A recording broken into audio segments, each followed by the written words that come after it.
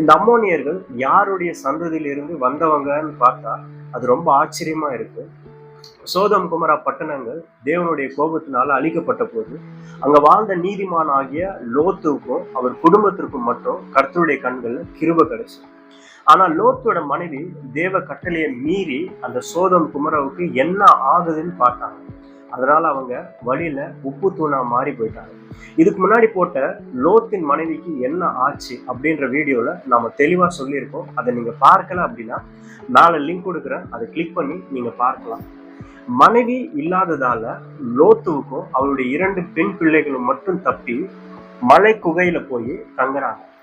லோத்தோட 2 பெண் பிள்ளைகளுக்கும் தங்களுடைய எதிர்காலம் என்ன ஆகுமோ அப்படின்ற கவலையில, எங்க அவங்களுடைய சந்ததி விருத்தி அடையாம போயிடுமோ அப்படின்ற பயத்துல ஒரு தவறான முடிவை எடுக்கிறாங்க. இவங்க ஏன் அப்படி செஞ்சாங்கன்னா, லோத்தின் மனைவிக்கு என்ன ஆச்சு அப்படின்ற வீடியோல தெளிவா போட்டிருக்கோம். தன் தகப்பனுக்கு மதுவை குடிக்க கொடுத்து அவர் சுயநினைவு இல்லாம இருக்கும்போது அவரோட கூட சேர்ந்து 2 பேருமே கர்ப்பவதிகளை ஆனாங்க. தகப்பன் மூலமா இவங்க பெத்த பிள்ளைகளை ஒருத்தன் பேரு மோவாப், இன்னொருத்தன் பேர் பென்னமி. இந்த பென்னமியினோட வழியா வந்தவன் தான்